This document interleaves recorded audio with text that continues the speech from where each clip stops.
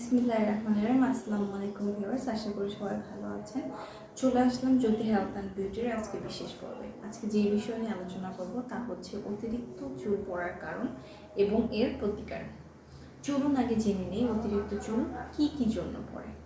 অতিরিক্ত চুল পড়ার অনেক কারণ আছে, তার মধ্যে তিনটা মেন কারণ হচ্ছে: এক, পুষ্টির অভাবে; দুই হচ্ছে হরমোন চেঞ্জের জন্য; তিন হচ্ছে স্ট্রেসের জন্য।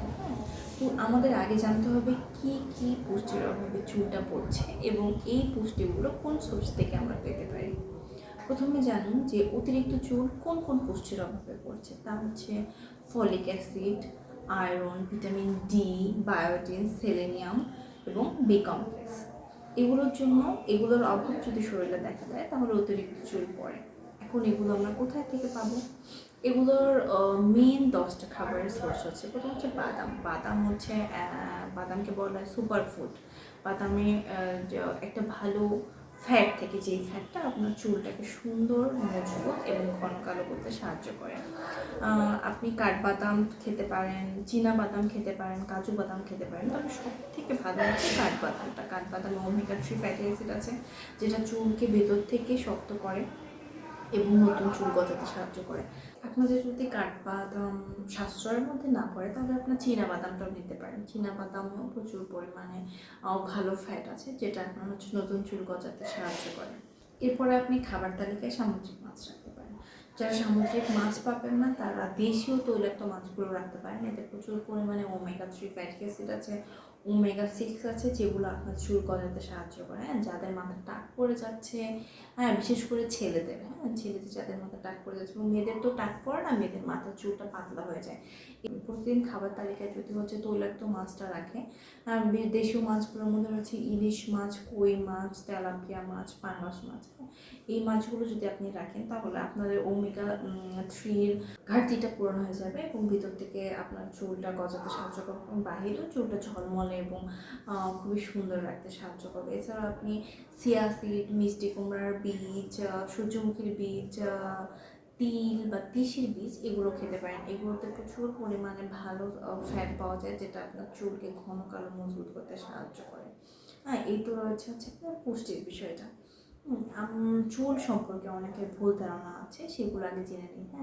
অনেকে ভাবে যে চুলে অতিরিক্ত তেল দিলে মনে হয় চুল খুব ভালো থাকে।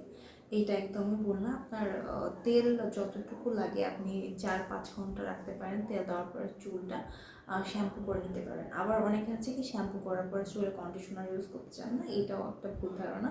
কেননা আপনি যখন চুলে শ্যাম্পু করবেন প্রাকৃতিকভাবে চুলে যে তেলটা থাকে সেই তেলটা উঠে যায়।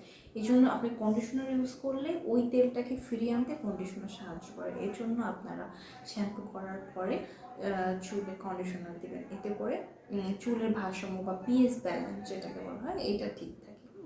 এরপরে অনেকে আছে যে চুল খুব জোরে জোরে ঘষে, চুল মুছে, এটা একদমই করবেন না। আবার ভেজা চুল কখনো চিরুনি করা যায় না। ভেজা যখন মাথা থাকে তখন চুলের গোড়াগুলো খুবই নরম থাকে, তখন যদি আপনি ঝরে ঝরে চিরুনি করেন বা টানেন তখন চুল পড়ার অনেকটা বেড়ে যায়। এর জন্য আপনারা চেষ্টা করবেন চুল শুকানোর পরে চুলটা হচ্ছে মোছার বা চিরুনি করার। আবার আমরা অনেকেই হচ্ছে সময় বাঁচানোর জন্য ড্রাই হিটে হচ্ছে চুলটা শুকাই বা মেশিনে চুলি করে। আপনি খুব চেষ্টা করবেন প্রাকৃতিকভাবে চুল শুকাতে। আর আপনার যদি একান্তই ড্রাই হিটে চুল শুকাতে হয়, চেষ্টা করবেন একদম লো হিটে চুলটা শুকানোর জন্য। আপনারা হচ্ছে এবার বাহ্যিক কিছু যত্ন নিয়ে বলে, চুলে যদি তেল ইউজ করবেন তাহলে আপনারা খুব চেষ্টা করবেন বিভিন্ন কেমিক্যাল বা হাই কেমিক্যাল তেলগুলো অ্যাভয়েড করতে। পামকিন সিড বা কদুর তেল, তারপর তিলের তেল, তিসির তেল, এগুলো বাজারে পাওয়া যায়। যদি পিওরটা পান তাহলে ইউজ করবেন। এবং পিওর খোলা নারকেল তেল আমি বলবো, এটা কিন্তু অনেক ভালো। যুগ যুগ ধরে এই তেলের ব্যবহারটা হয়েছে, কিন্তু এখন অরিজিনাল পাওয়াটা খুবই দাম। যদি আপনার পিওর নারকেল তেল কোথা থেকে পান তাহলে এটা ইউজ করবেন, এটা চুলের জন্য খুবই ভালো। সরিষার তেলও চুলের জন্য খুবই উপকারী। সরিষার তেল দিলে চুল অনেক কালো থাকে। সরিষার তেল যারা ইউজ করেন তাদের চুল, আমরা একটা গবেষণা দেখা গেছে, যারা রেগুলার সরিষার তেল ইউজ করেন তাদের চুল অনেক দেরিতে পাকে। সরিষার তেল ইউজ করতে পারেন আপনারা চুলে। বেশিক্ষণ রাখতে হবে না। চুলে তেল দেওয়ার পরে 2-3 ঘন্টা পরে আপনারা চুলটা শ্যাম্পু করে কন্ডিশনার ইউজ করলেই হবে। এরপরে হচ্ছে চুল পড়া নিয়ে অনেকে খুব আপসেট থাকে, তখন হচ্ছে তারা বিভিন্ন সাপ্লিমেন্ট গ্রহণ করতে থাকে, যেমন ক্যাপ, বায়োটিন বা ভিটামিন এ। আমরা জানি যে ভিটামিন এর অভাবে চুল পড়ে, কিন্তু কেউ যদি এই সাপ্লিমেন্টটা বেশি গ্রহণ করে, অর্থাৎ ভিটামিন এটাও যদি বেশি গ্রহণ করে, তাহলেও কিন্তু চুল পড়ে।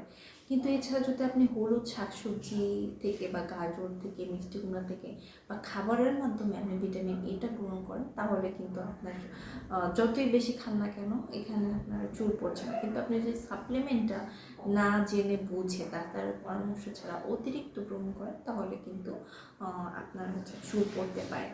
চুল পড়ার আরেকটা হচ্ছে মেন রিজন হচ্ছে ভিটামিন ডির অভাব। হ্যাঁ, এটা খুবই ইম্পর্টেন্ট। অনেক আছে কি রোদে না যাওয়ার জন্য ভিটামিন ডির অভাব, শরীরেও ঘাটতি হয়, সেটা শরীরে ঘাটতি হলে তো চুল পর্যন্ত পৌঁছাবে না। এই জন্য ভিটামিন ডির অভাবে দেখা যায় কি চুলগুলো কোঁকড়িয়ে যাচ্ছে, চুল নিস্তেজ হয়ে যাচ্ছে, চুল পড়ে যাচ্ছে, চুলের আগা থেকে ফেটে ফেটে যাচ্ছে, ছিঁড়ে যাচ্ছে। খুব কম খাবার থেকে ভিটামিন ডি পাওয়া যায়।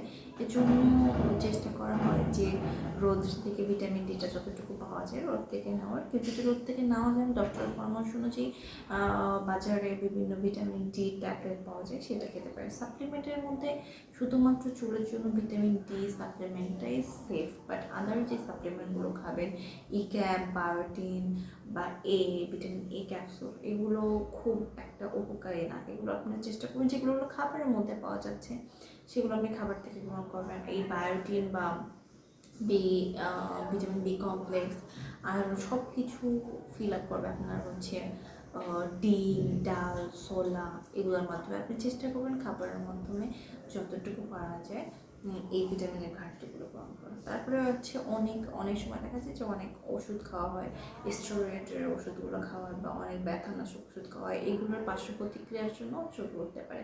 আপনি যদি অতিরিক্ত বেশি চুল উঠে যাচ্ছে, আপনি দেখছেন আপনি ঠিকভাবে খাওয়া দাওয়া মেনটেন করছেন, স্ট্রেস নিচ্ছেন না, যত্ন নিচ্ছেন, তারপরেও যদি আপনার অতিরিক্ত চুল পড়ে, তাহলে অবশ্যই একটা ডার্মাটোলজিস্টের কাছে দেখাবেন। সে আপনার পরীক্ষা করে দেবে এক্স্যাক্টলি কী কারণে চুল পড়ছে। অনেক সময় দেখা যাচ্ছে মেয়েদের অনেক সময় বিভিন্ন হরমোন চেঞ্জের জন্য চুল পড়ে, হ্যাঁ সেটা পরীক্ষা করে, বা থাইরয়েড হরমোন যদি কোনো পরিবর্তন আসে শরীরে, সেক্ষেত্রেও চুল পড়তে পারে। প্রেগনেন্সির সময় চুল পড়ে। এগুলো যদি আপনার অতিরিক্ত পড়ে, তাহলে আপনার অবশ্যই নিকটস্থ কোনো ডার্মাটোলজিস্টকে দেখাবেন, তাহলে আপনার সেখানে সমাধান হবে। তাহলে আজ এই পর্যন্ত, আবার চলে আসবো নতুন কোনো টিপস নিয়ে। তাহলে আজ ভালো থাকুন, সুস্থ থাকুন, আল্লাহ হাফিজ।